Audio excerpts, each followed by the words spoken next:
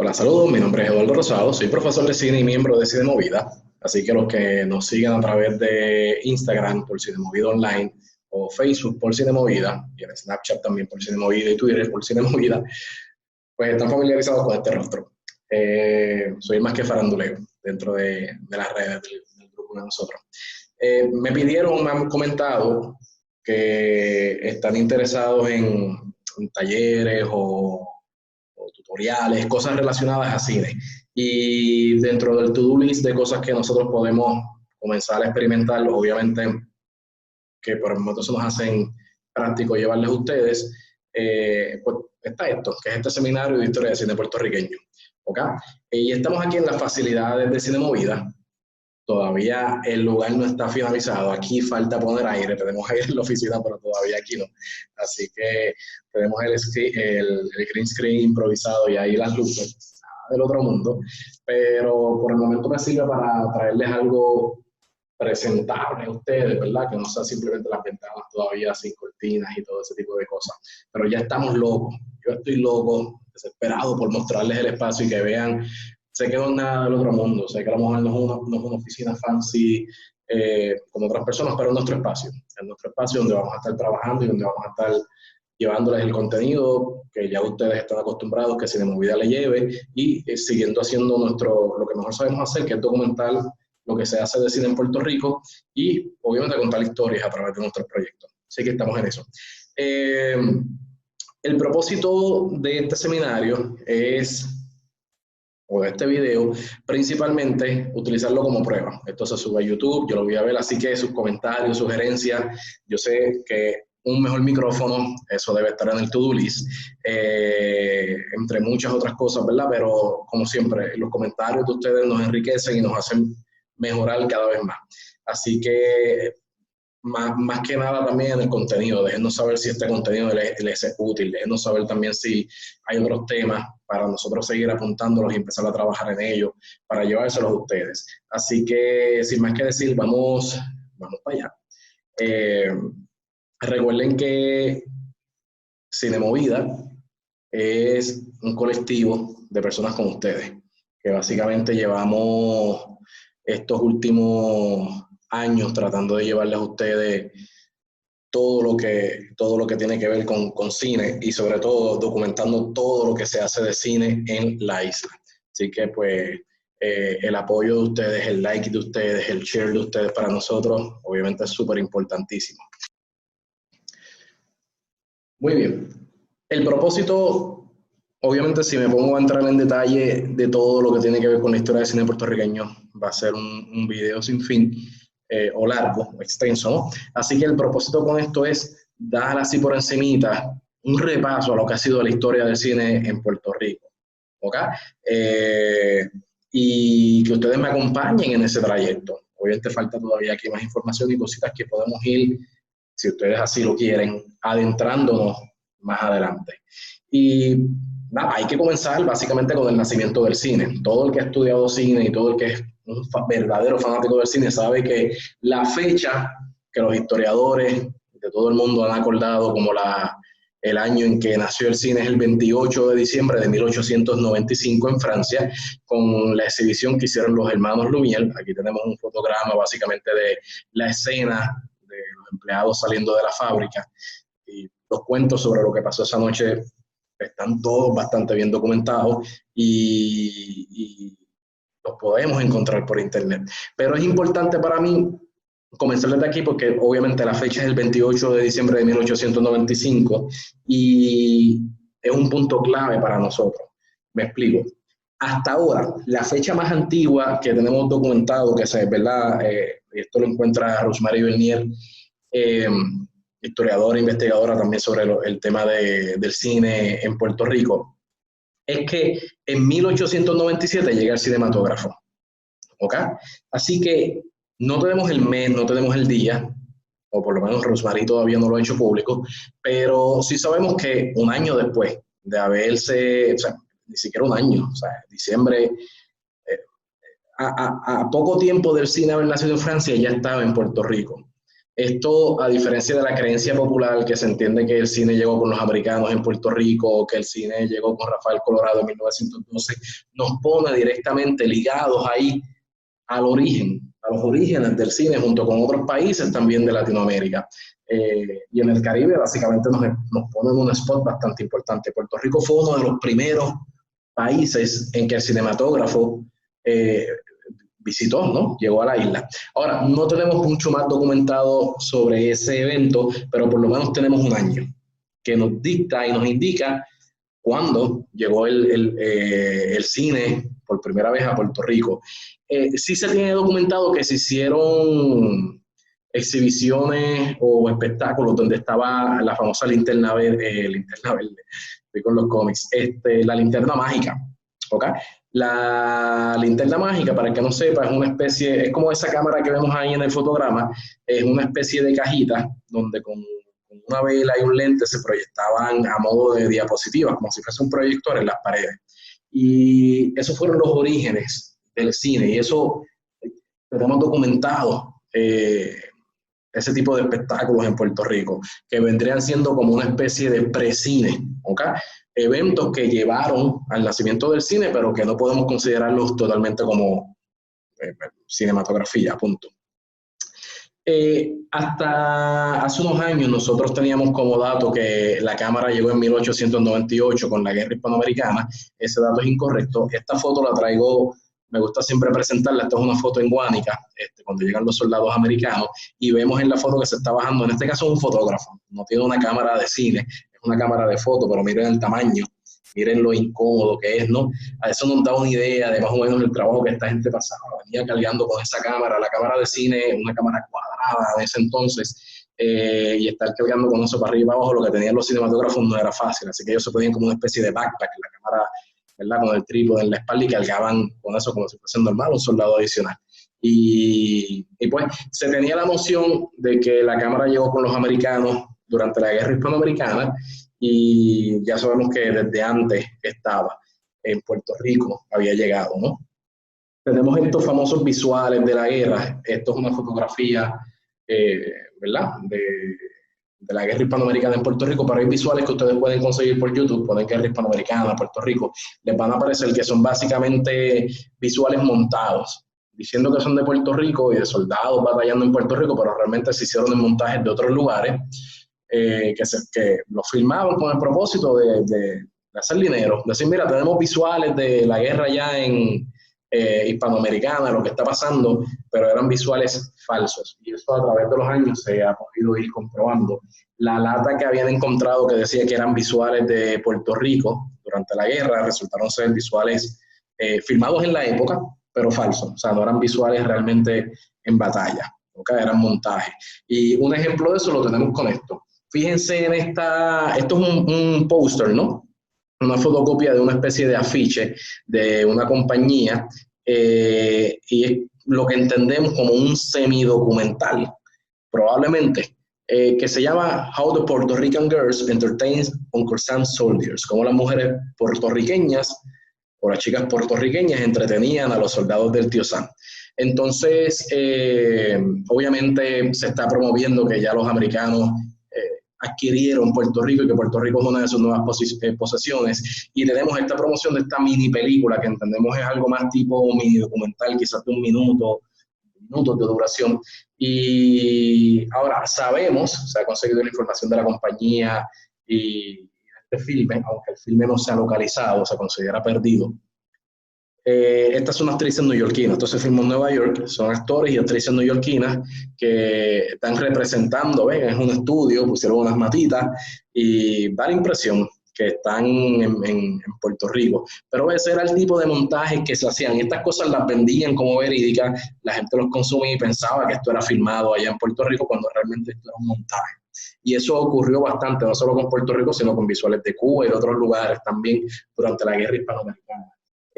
Aquí tenemos otro afiche en mejor estado y mucho más famoso, que si se fijan acá, esto es nuevamente una exhibición, anunciando una exhibición sobre las nuevas posesiones de Estados Unidos, y entre esas posesiones está hablando de las Filipinas, pero si se fijan está mencionada Hawái y Puerto Rico. mencionan a Puerto Rico. Ahora, de nuevo, no tenemos más detalles fuera de esta ficha, no sabemos si la película, no tenemos copias de la película, que se filmó, si en este caso si fueron visuales reales de Puerto Rico, eso no lo sabemos.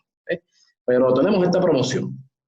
Y nuevamente se lo enseño porque son cosas que eran comunes, que se hicieran en la época, y por eso mucho material de esa índole va a seguir apareciendo, y muchos de ellos van a ser falsos, ¿ok? Sí sabemos, Rosmarie Bernier, que es historiadora e investigadora, y ha hecho bastante por recuperar la historia, los orígenes del cine en Puerto Rico. Mucho de eso no estaba documentado, y Rosmarie ha hecho una labor encomiable sobre esto. Ella se ha centrado obviamente en los cines, en los teatros, pero por default ha seguido encontrando otras cosas que seguiremos hablando aquí. Y aquí tenemos una foto del viejo San Juan.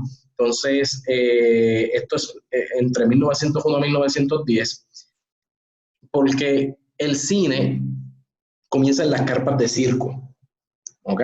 Y se empieza a integrar a ese tipo de espectáculos. Por eso es normal que si ustedes buscan o encuentran recortes de periódicos de la época, lo que anuncian es peleas de gallos,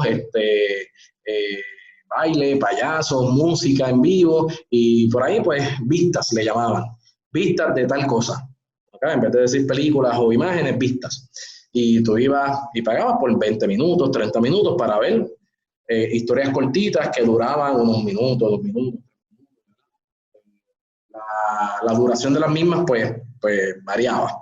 Pero aquí tenemos uno de los cines más famosos en esa época y uno de los primeros más de mayor fama, que fue el cine Tres Banderas en el viejo San Juan. Pero así como el Tres Banderas en Puerto Rico y de hecho alrededor de toda Latinoamérica y otros países, ¿verdad? Se dio este fenómeno del cine en carpas antes de empezar a invadir los teatros o locales. Por ejemplo, aquí tenemos una foto, un niño anunciando el cine Luna, ¿okay? Y que hoy se va a estar exhibiendo La Sombra, ¿okay? La serie La Sombra junto con Popeye, el Conejo Blas. Esto ya es una foto mucho más adelante, ¿no? Creo que de los años 20 en adelante, pero nos da una idea, ¿no? De cómo el cine empezó poco a poco a moverse de las carpas a pasar a las estructuras. Aquí tenemos, de hecho, una foto sobre eso. Esto se anuncia como uno de los grandes progresos de San Juan, el cine Luna. Todo esto son cosas que ha encontrado la historiadora Rosmarie Bernier y que ha compartido con todos nosotros en sus charlas, conferencias y demás, sobre lo que han sido los orígenes, ¿no?, del cine en Puerto Rico. Ahora, para hablar del origen del cine a nivel de ficción, el cine narrativo, lo que nos compete a nosotros los cineastas, tenemos que hablar de este señor, Rafael Colorado. Rafael Colorado, en síntesis, fue pionero en la fotografía en Puerto Rico, pionero en la cinematografía en Puerto Rico, pionero en la cinematografía en República Dominicana. Fue uno de los primeros cineastas, de hecho, en Latinoamérica, punto. Y su historia va de la siguiente manera. Él llega a Puerto Rico antes de la guerra hispanoamericana, ¿ok? Y porque ya veían venir, ¿no? Así que a él lo traen como fotógrafo y su trabajo era que él iba a fotografiar las zonas que se entendían que eran susceptibles a un ataque, ¿ok? Así que una vez comienza la guerra, él se enlista como soldado voluntario y de hecho hay una historia bien famosa que está bien documentada en la historia de España, es que él logra quitar, cuando llegan los americanos, ¿verdad?, que invaden Guánica, ponen la bandera americana, él logra quitar esa bandera, ¿verdad? Por este acto a él se le considera héroe de la guerra en España. Y si ustedes buscan por internet, de hecho casi todo lo que aparece de Rafael Colorado es de esto, como héroe, soldado, ¿verdad?, destacado durante la guerra hispanoamericana, por pues, batallar contra los americanos y entre sus logros quitarle la bandera a los americanos allá en Guánica. Aquí tenemos una fotografía de la época. Rafael Colorado está montado sobre su caballo que se llamaba Lucero.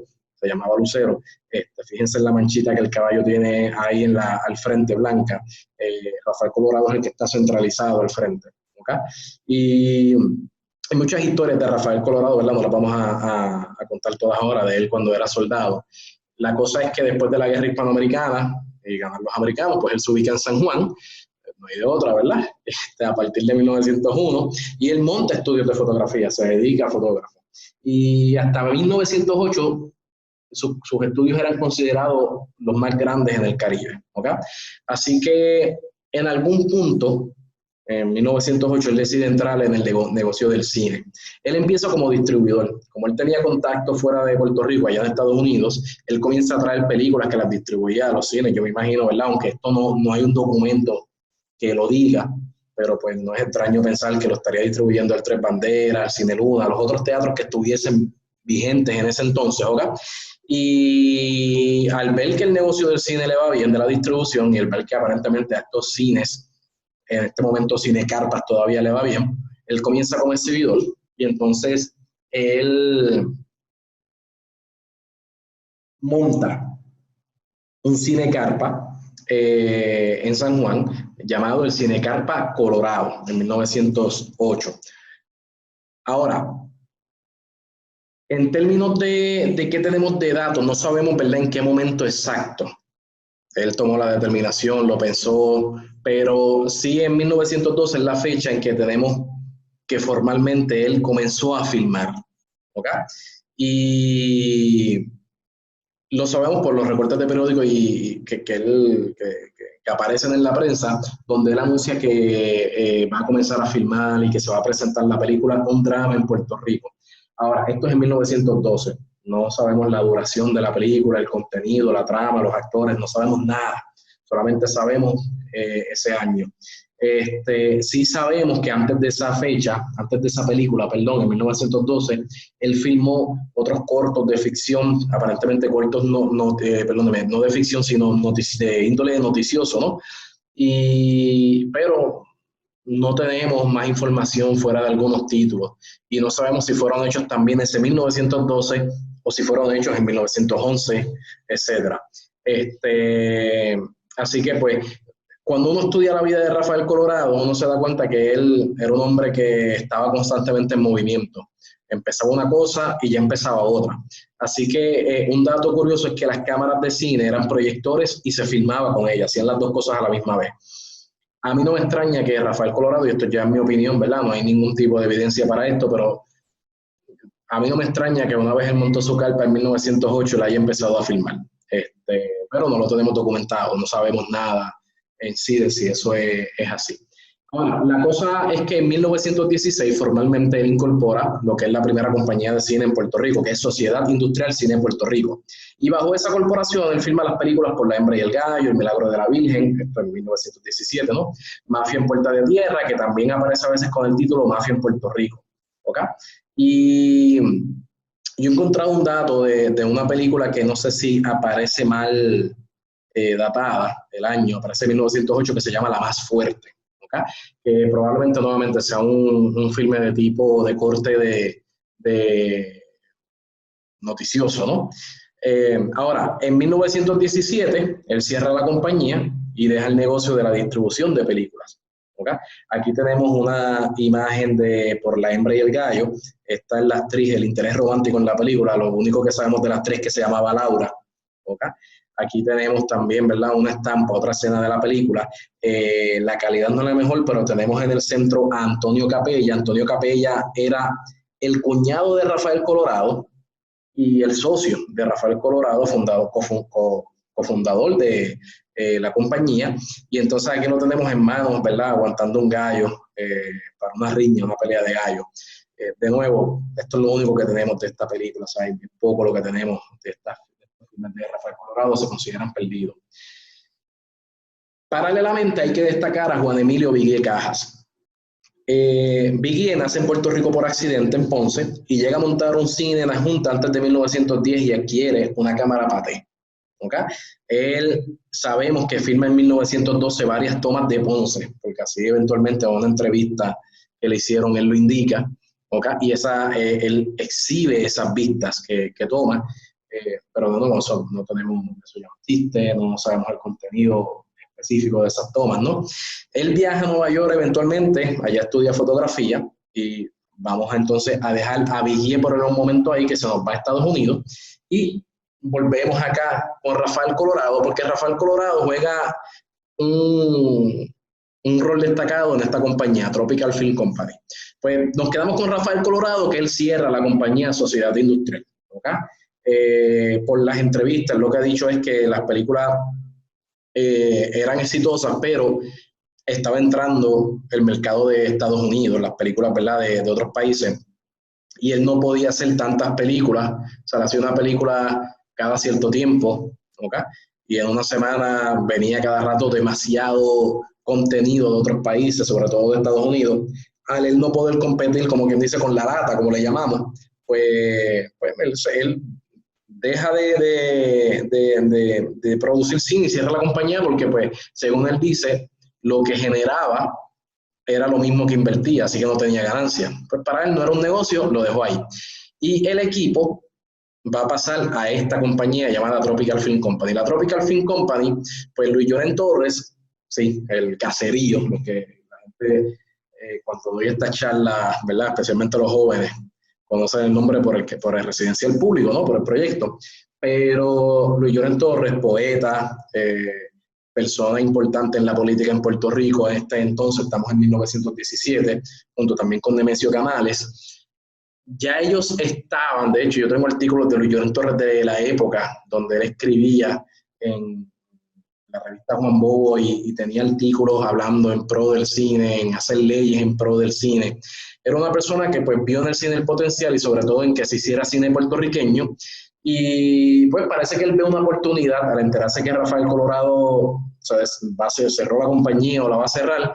Él lo que hace es que les compran el equipo, Rafael Colorado les vende el equipo y fundan esta compañía, Tropical Film Company, pero Rafael pasa a ser empleado de ahí también. Rafael era el director técnico. ¿Okay? La misión y visión de la compañía era promover las hermosas costas de Puerto Rico. Ese era el propósito. Ellos querían que fuera cine hecho aquí, pero para afuera. O sea, la idea no era que era cine que se quedara aquí solamente, sino exportarlo. Y recuerden que estamos en la etapa del cine en blanco y negro y el cine mudo. Era una gran posibilidad de hacerlo. Y así filman esta película llamada Paloma del Monte, probablemente un cortometraje, ¿no? De corta duración. Y aquí tenemos, pues, algunas imágenes de Paloma del Monte, que fue escrita y dirigida por Luis Llorén Torres, ¿ok?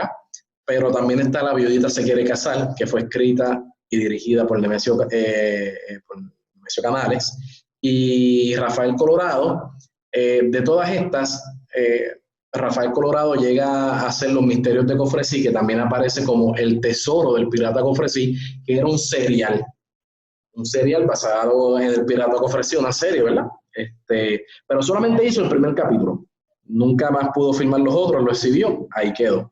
La compañía cierra porque al comenzar la Primera Guerra Mundial y Estados Unidos entrar a la Primera Guerra Mundial, se comienza el material para hacer películas, no llega a Puerto Rico. Así que pues no tuvieron de otra, la compañía cierra. ¿Okay? Pero en 1919 llega la Puerto Rico Photoplays. Oiga, la Photoplays es una compañía americana que de hecho tuvo como sucursales, ¿verdad? Compañías que se hicieron de la Photoplays en otros países, por eso es Puerto Rico Photoplays, porque eso es como que dice la división acá en Puerto Rico. Fueron dos hermanos banqueros puertorriqueños que se juntan junto a los actores norteamericanos Reginald Denny y Ruth Clifford para hacer este estudio, esta compañía de cine. La fundan en 1919. Esto era la compañía de cine más grande de Latinoamérica en ese entonces. Tenía estudios, equipos, personal técnico, laboratorio, ¿okay? Tenía un crew básicamente norteamericano que estaba radicado, que se radicó para propósitos de esto acá en Puerto Rico. Aquí tenemos una vista del interior de la sala, de lo que eran las facilidades de ellos. Y algunos de sus filmes fueron Tropical Love en 1919, The Woman That Fooled Herself en 1921 y Dance of Allah en 1922. Ahí tenemos a Reginald Denny y Ruth Clifford en pantalla, porque ellos eran los productores, pero también eran los protagonistas de estas películas. No tenemos hasta el momento, no hemos encontrado estos filmes, así que se consideran también perdidos. Hay una imagen de Tropical Love. La compañía cierra por reseñas personales. Aparentemente, dentro de los integrantes no se estaban poniendo de acuerdo en el norte, que la compañía se iba a dirigir, tanto en términos de los proyectos que se iban a realizar como la toma de decisiones, y tuvieron esas riñas entre ellos y la compañía muere ahí. ¿Okay? Estas películas se exhibieron en Estados Unidos, o sea, que no eran películas que se hacían para mostrarlas aquí en Puerto Rico, sino se filmaban acá, pero para allá.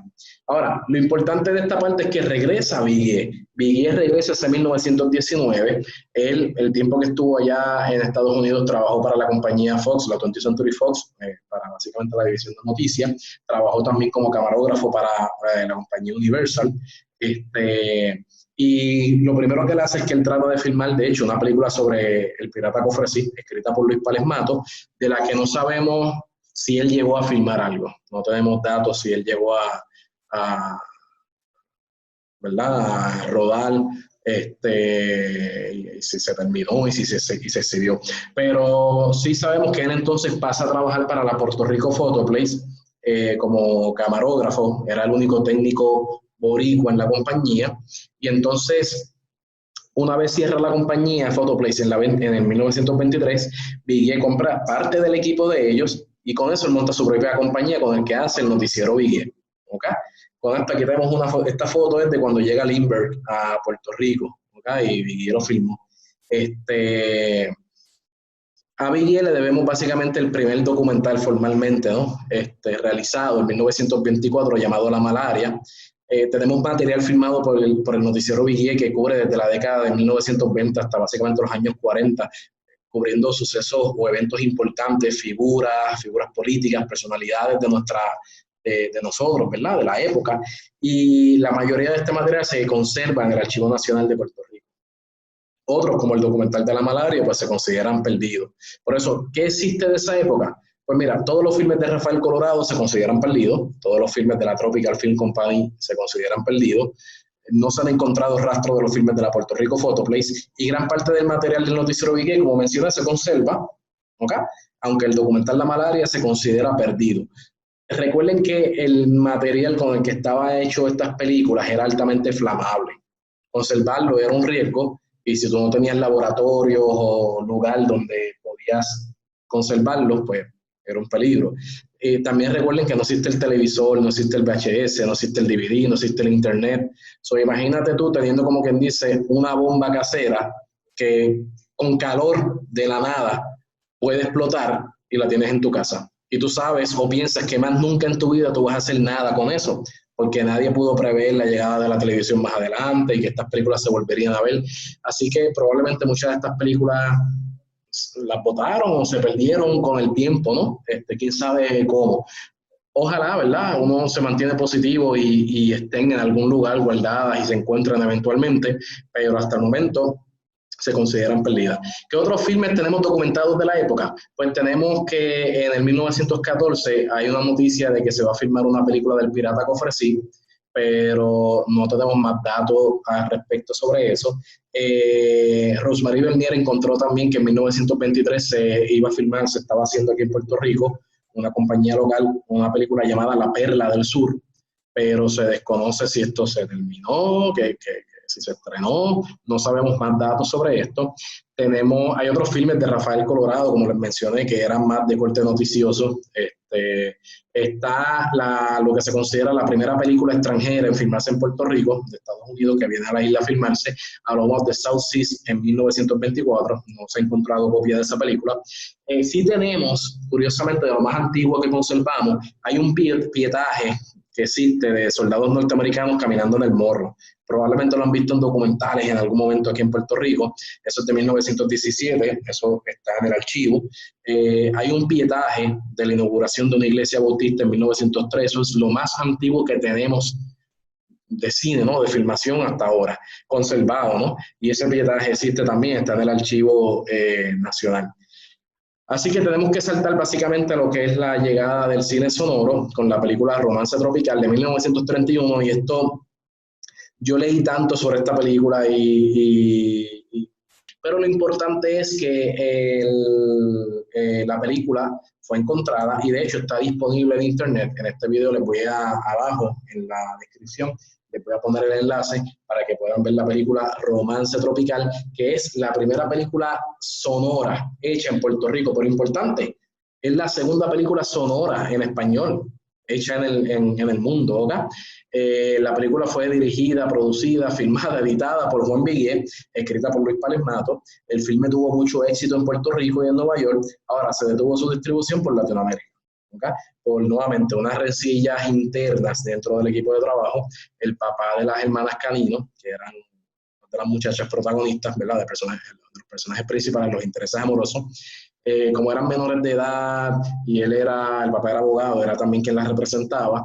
Al ver que la película fue muy exitosa, lo que se entiende es que le pidió a Biggie, porque todo el mundo trabajó de gratis en el filme, era una película que se hizo sin dinero. Y Biggie pues le dijo, mira, con eso el dinero de lo que se ha hecho, eso lo que se ha pagado son los gastos. Pero esa explicación no fue suficiente para el papá de las hermanas Canino, quien entonces demanda a Biggie, y la película, que estaba a manos de una distribuidora llamada Latin Artists y iba a comenzar a ser distribuida por Latinoamérica, detiene su distribución por esta situación legal. Ok, la cosa es que Biggie se retira del cine, él deja a su hijo, Biggie Jr., a continuar con la empresa, que entonces pasa a convertirse en Biggie News. ¿Ok?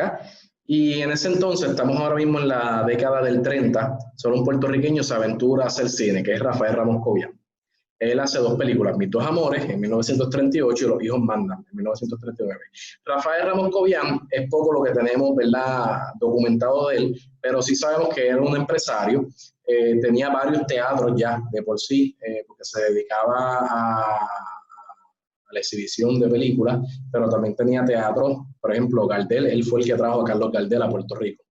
Y no sabemos por qué, ¿verdad? Aparentemente, pues, yo asumo que él se interesó en el cine, vio que era un negocio, que podía hacer dinero, y entonces se mete como productor y produce estas dos películas, ¿ok? Pero, de nuevo, no tenemos copias de ellas. Eso no quiere decir que no existan, porque tuvieron distribución en México. Así que probablemente, ¿verdad?, con el tiempo alguien encuentre algo y finalmente se encuentre y por lo menos me gustaría pensar eso nuevamente. De la Divesco no voy a hablar mucho, porque de la Divesco tenemos mucha información. Si quieren, después podemos hacer, si les interesa, un video solamente sobre la Divesco, porque la Divesco es la División de Educación para la Comunidad, que comienza a operar en 1948. ¿Okay? Fue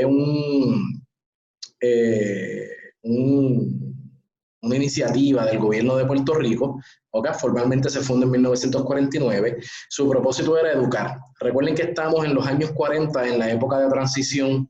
No hay luz, no hay tuberías para agua, o sea, no hay energía eléctrica, no hay un sistema de energía eléctrica que llegue a toda la isla.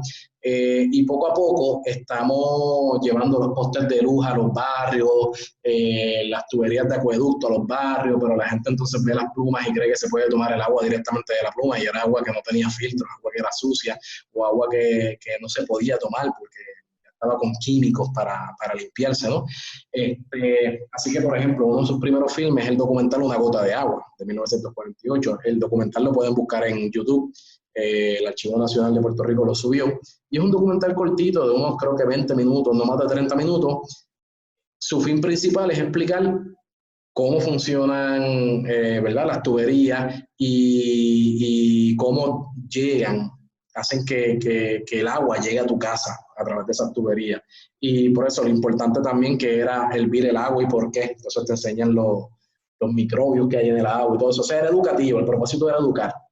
Y bajo esa premisa firman en 1951 la película Los Peloteros, que es su único largometraje. ¿Okay? La Divesco nos ha heredado una gran filmografía, pero no solo eso, sino que sus filmes son de alto contenido puertorriqueño con una identidad propia. Yo me atrevo a decir que si hablamos de una etapa en donde el cine boricua tuvo una identidad, que tú dices, eso es cine boricua, fue esta etapa de la Divesco. Aquí tenemos una imagen de la película Los Peloteros, protagonizada por Diplo. ¿Okay? La Divesco fue escuela para muchos cineastas, actores y técnicos. De aquí salió Agrelot, Diplo, como les mencioné, trabajó aquí. Uno de nuestros cineastas, casi todos nuestros cineastas, hace unos años, por ejemplo, falleció el maestro Leslie Colombani. Leslie Colombani empezó aquí en la Divesco. sea, muchos de los cineastas, Rafa Casiano, que está por ahí, trabajó también en la Divesco y Rafa sigue todavía activo. La Divesco pues, fue una escuela informal. Recuerden que no hay universidades ni lugares donde tú puedas estudiar cine, así que pues, se mantuvo activa hasta la década de los 70, pero como ocurre con todo aquí en Puerto Rico, que la política todo lo tiene que dañar, esto fue una iniciativa popular. Entonces en los 70 comenzara a llegar el partido, el PNP, que era el otro partido, pues, y esto era una iniciativa popular. Cada vez que caía al poder un partido PNP, pues entonces le echaban de codo. Pues tú tienes a Ferré, que entonces pues, le empieza a dar de codo a la Divesco, pero eventualmente la Divesco la mata Romero Barceló, la destruye, ¿okay? De nuevo, es un proyecto que era totalmente financiado por el gobierno. ¿Okay? Su propósito principal era educar al jíbaro de campo también. Al ya la transición estar completa, de repente ya estamos llegando a los 80 y en los 80 ya estamos un poquito más, ya hay postes por todas partes, mayormente en Puerto Rico, en la isla, tuberías, ya todo el mundo está, ya no se le vio función a la Divesco, cierra. ¿Okay? Pero sí importante que de la Divesco sale nuestro cineasta más importante, uno piensa en Jacobo Morales, que es grande, sí, Jacobo también es uno de nuestros cineastas más importantes, pero todavía hasta el sol de hoy, el cineasta con una filmografía impecable, con unas películas que tú las ves y tú dices, mano, este director es Amílcar Tirado. Este es nuestro gran director. De hecho, una de nuestras mejores películas, que la vamos a hablar más adelante, Ayer Amargo, la dirige él, ¿okay? Y lo tenemos aquí con él señalando con el dedo. Luego tenemos esta otra foto, está con Juan Ortiz Jiménez, que era periodista y también hizo mucho por documentar todo lo que se hacía del cine puertorriqueño. Entonces, ya de aquí tenemos que hablar de la época de oro, básicamente en los años 60. Puerto Rico tuvo su época de oro y va de la siguiente manera, ¿okay? En 1959 se hace el filme Maruja, ¿okay? Y esta película, que fue una película hecha en colaboración entre actores y el equipo de producción, no había chavos, ¿okay? No había chavos, pero había ganas de hacer cine. Hacen esta película que se convierte en un éxito, ¿okay? Y esta película abre las puertas para que vengan distribuidoras fuera de Puerto Rico, se interesen en distribuir cine puertorriqueño. Claro, recuerden que ya está Cantinflas, y Cantinflas jugó un rol determinante en que la gente viera que existe el cine hispano, el cine en español, el cine latino, y entonces dijera, yo quiero ver más de allá. Así que coincide con eso, y eso hizo básicamente que hubiera un auge en la producción local. Se filmaban de 3 a 7 películas por año, ¿okay? Con la entrada a México al mercado internacional comienzan las coproducciones de Puerto Rico y México. Se hicieron también coproducciones de Puerto Rico con España. Se hacía mucha publicidad también, mucho anuncio, ¿okay? El cine puertorriqueño tiene distribución en Estados Unidos, en México, en gran medida gracias a la división latina de Columbia Pictures, ¿okay? Entonces, permítanme aquí un momentito mostrarles esto. Okay. Esta es la película Maruja. ¿Okay? Maruja, el que me conoce sabe que es una de mis películas puertorriqueñas favoritas. Yo la veo y no me canso de verla. Las actuaciones, la historia, el guión, la cinematografía. Cuando tú después tuve la oportunidad de conocer a Axel Anderson, compartir con él, entrevistarlo, el director y editor Oscar Rosabal Quintana, y poder ver el detrás, como quien dice, de cámara, de cómo surgió todo esto, es genial. Todo el elenco, desde los personajes secundarios hasta los principales, era la crema de la crema. El director, por ejemplo, y editor, era director y editor en Telemundo, uno de los tops en ese momento, que era Oscar Rosabal Quintana. Todos los actores eran los actores que estaban pegados en el momento, y todos esos que estaban pegados no era una cuestión de fama, era una cuestión también de talento, eran muy buenos actores, punto. Y eso es Maruja, ¿ok? Volvemos acá a... Bueno, vamos, sí. Voy por ahí.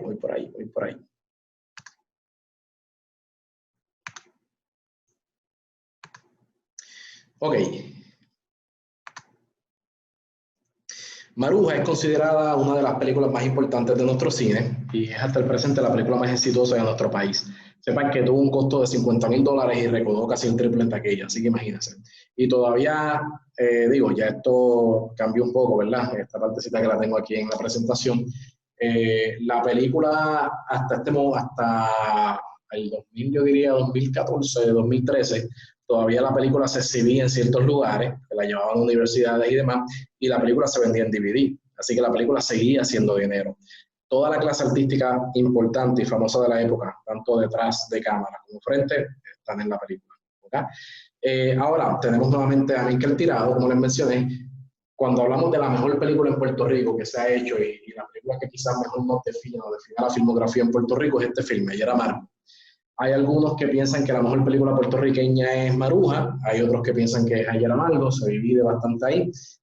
Hay algunos que consideran Los Peloteros, pero Los Peloteros muchas veces se saca del debate, porque es una película que se hizo, no salió en cines ni nada, era una película que básicamente se hizo con propósitos educativos por el gobierno. Así que no se ubica. Pero yo diría que ahí tú tienes las tres mejores películas hechas en Puerto Rico. Maruja, Ayer Amargo y Los Peloteros. El fenómeno Machuchal, creo que es importante repasarlo por encimita. Machuchal era ya famoso y se decide empezar a llevar, ¿verdad?, a machuchar al cine. Se hacen 4 películas. Las 4 películas todas fueron bien exitosas, pero discrepancias económicas con la Columbia Pictures llevaron a que básicamente se cerrara el negocio y solamente hicieron 4 películas. Entonces ahí quedó. Pero como quien dice, la compañía básicamente se fue bien, o sea, no tuvo un fracaso. Todas las 4 películas de Machuchal fueron un éxito. Entonces aquí empieza la época del cine delincuente. De aquí vale la pena recalcarles, mostrarles, mejor dicho, o comenzar a hablar con esto con la película Correa Coto. Perdonen que la imagen esté al revés. La película Correa Coto de Anthony Felton es la que comienza la etapa que llamamos cine delincuente. Le llamamos etapa de cine delincuente porque se empiezan a hacer películas o predominan las películas cuyo protagonista es un delincuente. ¿Okay? Y Correa Coto tuvo 3 películas. La segunda es La Venganza de Correa Coto. La tercera se han encontrado fragmentos, pero no se ha encontrado completa, que es Lebrón y Correa Coto. Así que tenemos una trilogía. ¿Okay? Pero también Toño Bicicleta tuvo 2 películas. Muchos criminales tuvieron su adaptación cinematográfica y fue bastante exitoso, pero el público se empezó a cansar de estas películas porque mayormente la realidad es que cuando uno las empieza a ver eran filmes que técnicamente, actoralmente empezaron a bajar en su calidad. Se notaba ya que el fin era hacer simplemente dinero y punto. Y se reciclaba la trama, lo que cambiaba era el delincuente, habían desnudos innecesarios, bajan, y pues esta es la parte en donde decimos que cae la decadencia del cine, muere la época de oro, y es a partir de los años 70, ¿okay? El cine local comienza a tener poco apoyo del público. También ocurre otro fenómeno, que es que comienzan a llegar las cadenas de cine como la United Artists, la Womeco. Caribbean Cinema llega, pero todavía no es lo que es hoy en día, ¿okay? Pero llega Cinevista, y así que el cine norteamericano y de Hollywood comienza a dominar el mercado. Y llega Star Wars, Jaws, todas estas películas que empiezan a llamar la atención, y la gente deja aquí en Puerto Rico de ver el cine hispano, el cine latino como una opción. Queremos ver el cine de Hollywood, ¿okay? También yo siempre pongo un poquito a la nota de alcance cuando vemos las películas locales. Nuestro cine comenzó a imitar las tendencias del cine mexicano, o sea, nuestro cine parecía una copia mala del cine mexicano, en una época también en que el cine mexicano estaba en declive, y yo creo que fue como autosuicidio. Pues no nos importó más nada, nos importó simplemente hacer dinero y dejamos caer grandes oportunidades. Se empieza a perder la identidad. Eso que teníamos, que tú decías, mira, esto se siente cine boricua, nuestro cine se identificaba, se llevaban actores de nosotros, o sea, Pablo Castillo, Marta Romero, Miguel Ángel Álvarez, se llevaban a nuestros actores a México y a otros países porque éramos uno de talento. Pero eso se dejó caer, se perdió. Y como quien dice, muere el cine boricua. ¿Okay? Sí, obviamente hay un auge en la publicidad, sí se comienza a hacer mucho cine de publicidad y hay mucho movimiento en ese sentido, pero pues queda ahí. Se hacen otras películas, se puede mencionar de Machos, de Tony Ribus, Los Machos, en español. Esa película de Tony Ribus, pues pasó, existió. Se hizo el documental A Step Away, que es el primer documental que llega a cine a finales de los 70 y que tuvo mucho éxito, pero pues un documental y era por la fiebre deportiva, pero ahí quedó. Así que por eso es que a Jacobo Morales, cuando llega, se le llama el papá, lo llamamos el papá Opa, o hay que rendirle nuestro respeto porque tienen que tratar de transportarse a la época. Quizás lo hubiese hecho otra persona eventualmente, pero el que lo hiciera necesitaba tener cojones, punto, para hacerlo. No había chavo, no es como ahora que tú puedes comprar cámaras o alquilar cámaras porque está PJ Gaffer, no había nada de eso. Tú querías hacer cine, no hay cámaras, tienes que mandar a buscar las cámaras de cine fuera de Puerto Rico. Para colmo, tienes que revelar y eso cuesta dinero. O sea, por donde quiera que tú mirabas, no es como ahora que podemos pedirle el favor a alguien, como que todo el mundo tiene una cámara cualquiera, aunque sea la 7D o la 80D, y se puede hacer gratis un video para YouTube o hasta una película para cine. Pero eso no era la realidad en este entonces. Y Jacobo Morales se decide hacer una película en momentos en que, ¿cómo, loco? ¿Cómo tú la vas a hacer? A él se le idea hacer algo tipo colectivo y junto con los actores y otras personas, ¿verdad?, que estuvieron con él en ese proceso, deciden todos poner su granito de arena, básicamente como si fuesen todos productores ejecutivos, y hacen Dios los cría. Pero Jacobo, mira los por eso te digo, hay que también darle y decirle, coño, venga. Él sabe que filmar una película de largometraje es caro. Y una de las complejidades es que los que filmamos sabemos que estar filmando a veces, filmamos este mes y tenemos filmación, cuando conseguimos chavos para filmar el otro mes, se daña la continuidad, se pierden las ganas, pasan muchas cosas. Jacobo preveyó eso. Y él dice, pues mira, en vez de filmar una película larga, voy a filmar cortometrajes. Así que Dios los cría, básicamente son 6 cortometrajes.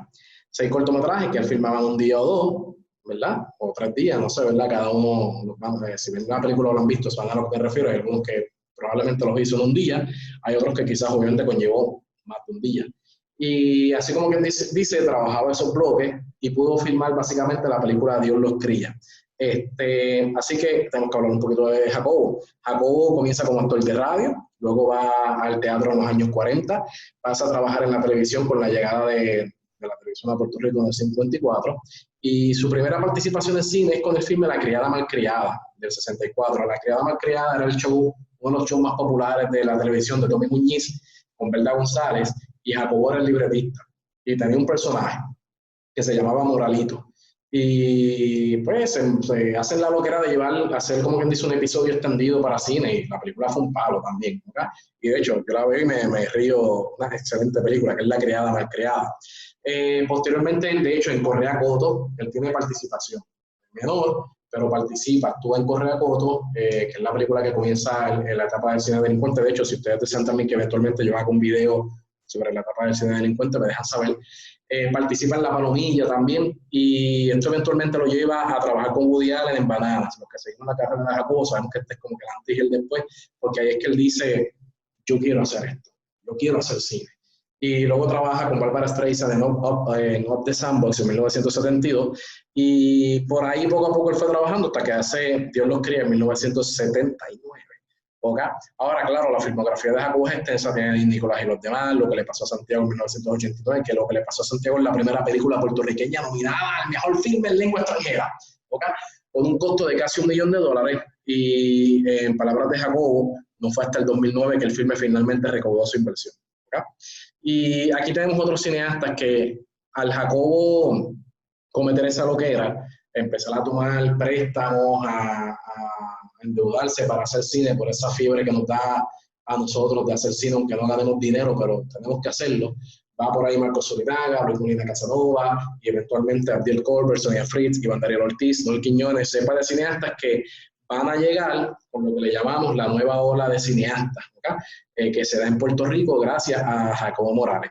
Entonces tenemos aquí a Marcos Zurinaga, que a Marcos hay que destacarlo porque él comienza, aunque durante la Divecto se llevó el cine boricua a festivales fuera de Puerto Rico, pero el cine puertorriqueño, y durante la época de oro, como les dije, en Latinoamérica llega el cine también de aquí de la isla, pero es Marcos Zurinaga el que empieza a darle un toque mucho internacional, mucho más grande de lo que habíamos tenido en el pasado, con la película, con el documental Step Away, luego con la película La Gran Fiesta, Tango Bar, y eventualmente con la desaparición de García Lorca en el 97, que es un peliculón. O sea, él empezó a llevar el cine a unos niveles, unos estándares un poquito más altos de lo que se estaba haciendo, o sea, y eso fue bastante importante. Tenemos al cineasta Luis Molina Casanova, que es uno de nuestros grandes documentalistas y tiene uno de los filmes más taquilleros y reconocidos en la isla, que es La Guagua Aérea, de 1993, que esta de lo más taquillero hay que revisarlo porque obviamente durante los últimos años ha habido películas que han superado esto, ¿no? Sobre todo ya que va subiendo los costos de taquilla del cine, pero tenemos básicamente que la película costó 1.3 millones y hizo 1.5 millones. ¿Okay? Tenemos también eventualmente en la lista de las películas más taquilleras Talento de Barrio, que recaudó casi 2 millones, la película Que den pelotes y que joyita, que también recaudaron casi los 2 millones, Los Dominiqueños creo que casi recaudó los 3 millones, así que tenemos ahí filmes que han sido boricuas, ¿no? Que han sido bastante exitosos en la taquilla puertorriqueña. Ok, ahora entonces tenemos la llegada del cine digital, y esto comienza la etapa, la ola de lo que le llamamos la ola digital en el cine puertorriqueño, que esta es más o menos la etapa que hemos heredado y que estamos viviendo, en mi caso me tocó vivir y ver, ¿no? Tenemos que empezar en los 90 con el video. Cuando comienza el cine en video y se comienzan a hacer unitarios o películas para televisión, por ejemplo, Sunshine, Acecho, A la Puerca Asesina, para los de mi generación y quizás mis hermanos mayores y muchos de nosotros, aunque muchos cineastas no la consideran cine, y de hecho el mismo Luis Molina no la cuenta en su filmografía, pero para nosotros fue una película, y fue una película que nos disfrutamos para televisión, un unitario, quizás un vacilón de Sunshine. De hecho están haciendo John a la Puerca Asesinado, que en algún momento yo espero que salga, pero pues fue una película, y yo creo que eso abrió las puertas, como todo lo que hacía Sunshine en los 80 y en los 90, que todo el mundo lo criticaba y lo señalaba, pero abrió puertas entonces a otras personas que decían, espérame, quizás eso que tú dices que lo hizo como un relajito, no se puede tomar tan relajo, ¿verdad? Y aquí tenemos a Pepe Urraca, el cineasta Pepe Urraca, maestro, amigo y mentor, que hace la película Callando Amores en 1995, que es una gran película de esta etapa de cine de video, ¿okay? Que también recibió muchas críticas porque la tacharon como teatro filmado. Pero, nuevamente, es un tiempo de transición. Ellos están haciendo esto y estas personas dicen, eso no es cine, porque están en este mundo de video y eran películas que lamentablemente la tecnología no lo permitía llevar a la pantalla grande, y eran películas que entonces vivían en la televisión, pero se hacían con lenguaje cinematográfico, solamente que no se hacían con una cámara de cine. Esto lleva a que Vicente Castro llegue a la pantalla chica, y Vicente Castro muchos de nosotros lo conocemos por el legado de películas que hizo mientras éramos adolescentes, o estábamos por ahí, ¿verdad? En la década de los 90, comenzando con La Noche que se apareció Toño Bicicleta, que es una película leyenda, porque muchos de nosotros la recordamos. Era una época en donde no está pasando mucha actividad en el cine, en la pantalla grande. Sí se hizo El Poder del Shakti, que era una película de artes marciales, la primera película de artes marciales en Puerto Rico, Héroes de Otra Patria, de Iván Dariel. ¿Sabes? Sí se estaban haciendo cosas, pero no había continuidad. Era como que una película este año. Y pasaba un tiempo y tú no veías más nada hasta más adelante. Y yo recuerdo que cuando anunciaron La Noche que se apareció Toño Bicicleta, era una película para televisión. Era un unitario, pero lo vivíamos como película. Así que comienza ese movimiento de hacer películas para televisión, y personas las llaman películas, pero los cineastas dicen, eso no es cine, eso es otra cosa, eso es un unitario para televisión. ¿Ok? Ahora, jóvenes cineastas que estaban viendo eso, que ya estaban estudiando en universidad y que ven que pueden adquirir esas cámaras y decir, oye, pero eso que tú llamas unitario casi se parece a una película y yo puedo hacerlo. Y bueno, entonces no puedo comprar una cámara de cine, pero puedo comprar una cámara de video. Y eso lleva a que llegue una nueva generación. Entonces, tenemos aquí una etapa que yo la denomino el cine sensacionalista puertorriqueño.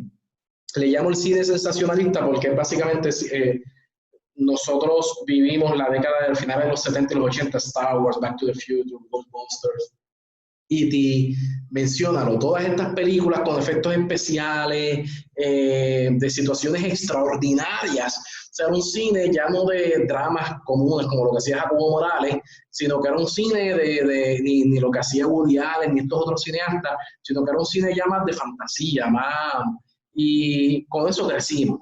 ¿Okay? Entonces eso llevó a que, por ejemplo, Raúl García hiciera Complot en 1999, que la pueden conseguir en YouTube, también está. Creo que mismo Raúl García la subió. David Aponte tiene también una extensa filmografía de películas que impactaron. Raúl García sigue como que David Aponte sigue a Raúl García. Raúl hizo Complot, primero hizo Impacto Mortal, luego Complot, y creo que me parece luego El Séptimo Ángel, si mal no fallo. Y entonces Raúl se dedica a otras cosas y ahí llega David Aponte, pero a la misma vez llega Sonia Valentín. Entonces de repente también llega Rey Pascual con Flora Pérez Garay, y empiezan a hacer también películas para televisión. Y de repente yo recuerdo esta época del 2000 al 2005, al 2004, tantas películas porque Vicente Castro sigue haciendo películas para televisión. Así que de repente tenemos todas estas películas que se están haciendo para televisión en el Canal 11, en el Canal 2, en el Canal 4. Tienes para escoger, ¿ok? Hay diversidad. Pero el público se lleva el mal sabor del cine de los años 70, así que el cine tiene la marca de ser el cine malo. Son una porquería. Y una película puertorriqueña son una porquería. Y muchas otras películas también, la gente no le dio la oportunidad, otras películas que quizás no cumplieron las expectativas. Yo vi El Poder del Charty y no me gustó, o sea, para la época, y fui con muchas ganas de verla, pero muchas expectativas, ¿ok?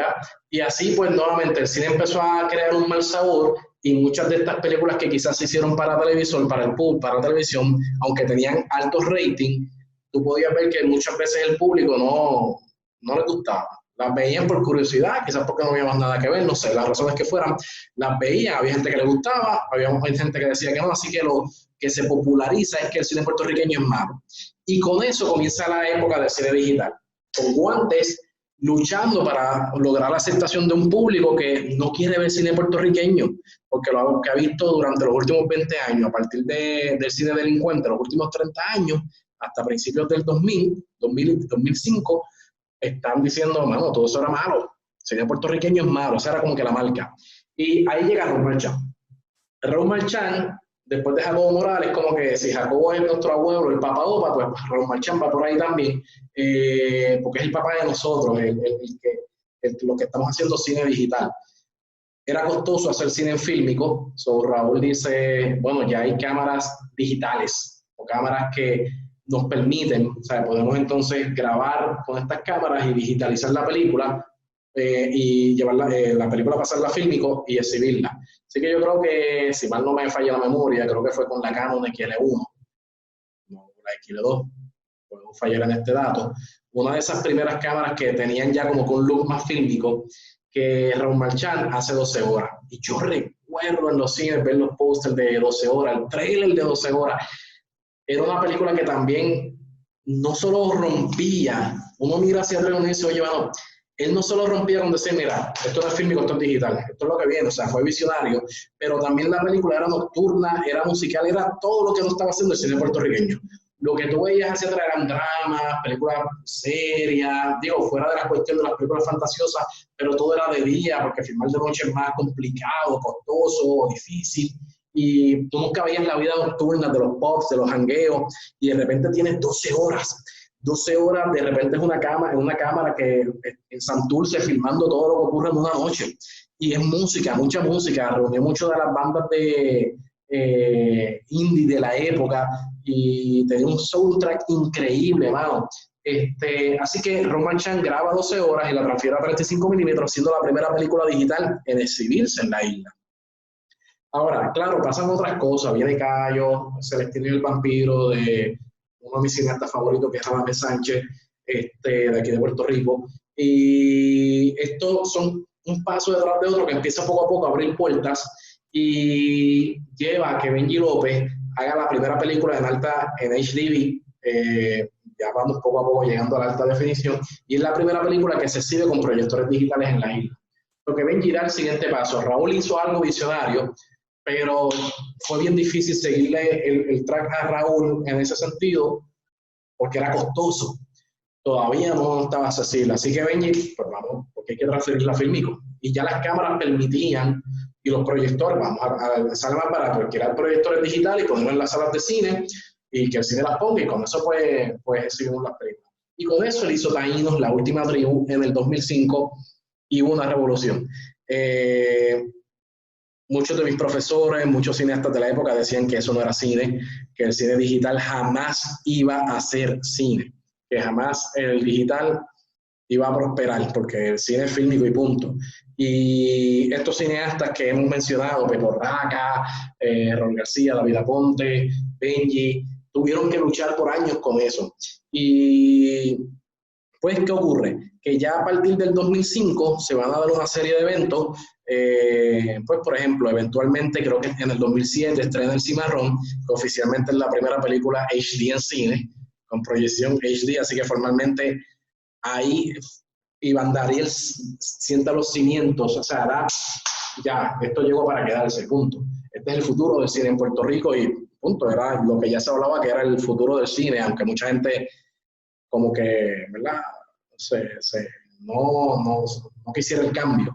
En el 2005 se aprueba la ley 121 y la 123 que crearon el Fondo Cinematográfico y lo que va a dar pie eventualmente a las otras, como lo que tenemos de la ley de incentivos, esas otras ayudas con las que se ha podido seguir haciendo cine en Puerto Rico. Y eso hace que básicamente cada año se estén haciendo 1 a 3 películas locales para cine, sin contar las películas y los cortometrajes que se hacen. Obviamente a partir de aquí, la cantidad de producción audiovisual que se hace en la isla no se compara con lo que hemos tenido en nuestros 100 años de historia en el pasado.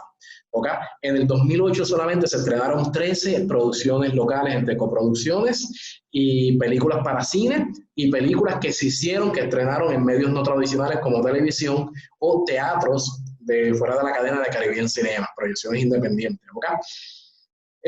La mayoría de las películas cuestan, sean puertorriqueñas, se hacen con un costo de $100,000 a $500,000, mayormente. Hay películas que tienen un presupuesto mayor que pueden estar llegando al millón, pero ya tú sabes que si tu película llega al millón, para recaudar va a ser un poquito cuesta arriba por otros factores que no vienen al caso para este seminario. Y ahora, todavía con todo esto que hemos dicho y con todas las metidas de pata y cosas que hemos vivido, sabemos que necesitamos una infraestructura de distribución nacional, ¿okay? E internacional, pero no la tenemos. ¿Okay? El gobierno no se ha movilizado a hacer leyes para eso, no ha habido realmente un interés del gobierno en apoyar al cine puertorriqueño. Sé que mucha gente me va quizás a contrariar esto, pero porque el Fondo Cinematográfico y otras cosas que ha hecho el gobierno, yo sé que son buenas iniciativas, pero sin esto, que es lo primero, o que es una parte importante que tiene que ser a la par, muere lo demás. Por eso cayó el fondo, por eso siguen cayendo estos intentos. A través de más de 100 años de historia del cine puertorriqueño, esto es lo constante que se falla. Podemos hablar de la calidad, podemos hablar de la cinematografía, de las actuaciones, de los guiones, de la dirección, de todos esos factores, pero el constante, el que nunca se ha trabajado, el que nunca realmente se ha intentado, es el finalmente crear una infraestructura de distribución nacional e internacional. Pues eso lo podemos hablar en otro video. El problema también más grave que enfrenta el cine nacional, en opinión de muchos de nosotros, es la falta de identidad. Tú ves el cine puertorriqueño, aunque en los últimos años ya ha ido adquiriendo una identidad que tú dices, esto es cine boricua. También, a diferencia de años, de décadas anteriores, aunque hay gente que todavía no le gusta el cine puertorriqueño, pero ya no es como antes. Tú puedes ver que las películas la gente la va a ver. Incluyendo las películas que todo el mundo puede considerar malas. Todo el mundo habla de las películas del Molusco y dicen que son películas malas, pero ves lleno, ¿ves? Ese fenómeno no se daba antes. No importa si tú ponías a un actor o una personalidad reconocida, no funcionaba como funciona ahora. La gente sigue diciendo, eso es una porquería.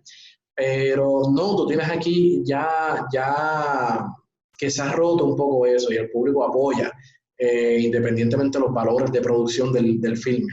Entonces, en el 2010, sí hay una nota un poquito, y es que debido a nuestra realidad política, al ser colonia de los Estados Unidos, ya no competimos en el renglón de filmes extranjeros.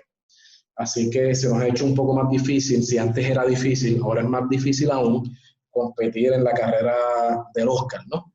Entonces, Sobre el tema de los documentales, que muchas veces me preguntan, pues mira, sí, de los documentales tenemos esos reportajes que les mencioné de Rafael Colorado, el primer documental, ¿verdad? Lo que les hablé del documental de la malaria, el documental La Colectiva, los reportajes que hizo Didier. Entonces tenemos el documental Cine Puertorriqueño de Ricardo Méndez Mata, 1979, tenemos el documental A Step Away, tenemos el documental Se Va Vive, que A Step Away es el primer documental que llega a cines, Se Va Vive es el segundo, ¿okay? Y abre nuevamente las puertas al cine comercial, me refiero, o sea, a la pantalla grande para tú pagar y que la gente vaya y que logró un éxito. Luego tuvimos el documental Skate en el 2011. Así que de repente sí hay, ¿verdad? Entonces, un paréntesis para Step Away, como les dije, el primer documental estrenado en los cines comerciales, dirigido por Roberto Ponce, estrenó en 16 salas, 6 meses en cartelera, es la única película oficial olímpica. Marco Zurinaga fungió como codirector y director de fotografía, estos son los orígenes de Marco, y contó con la narración del cineasta Orson Welles. ¿Okay? Entonces, boricuas destacados, vamos a mencionar algunos, no vamos a poder mencionarlo todo, ¿verdad?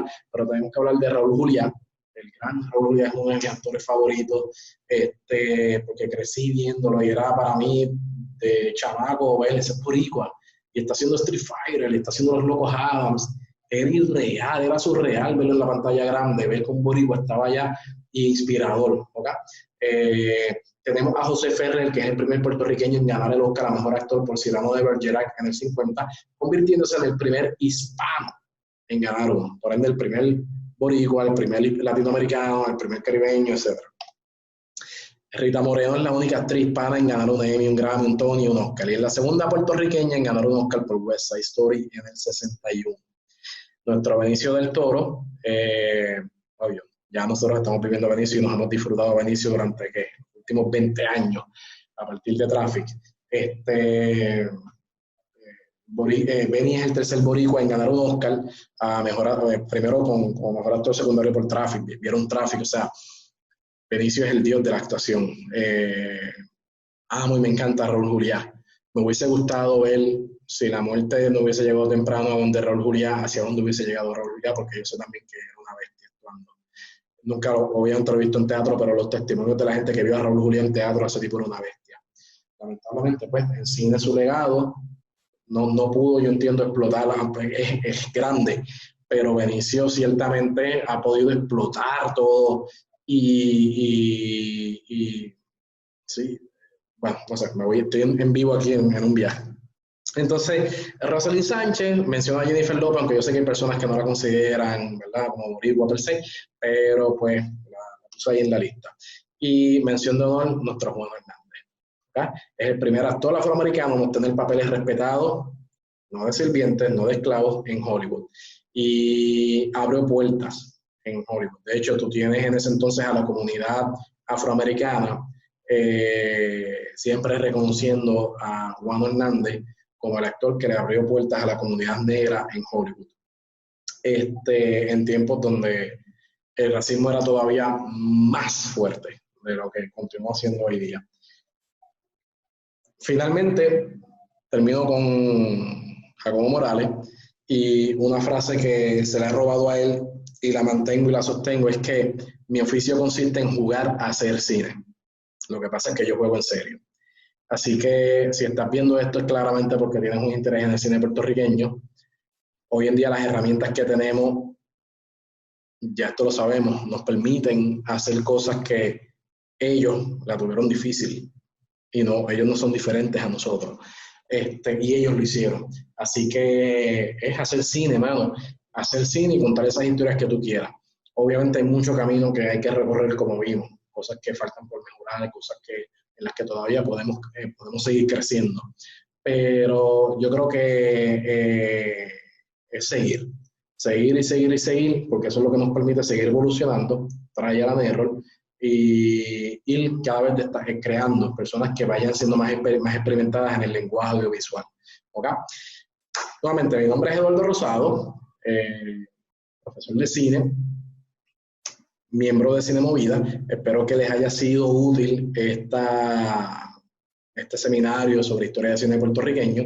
Si hay un tema de acá en el que tú quieres que yo abunde, me pueden dejar saber y entonces hacemos un video abundando sobre eso. De igual manera, déjenme saber otros tópicos, otros temas en los que ustedes quisieran también que se realicen este tipo de videos, tutoriales, temas que van a venir por ahí en camino. ¿Ok?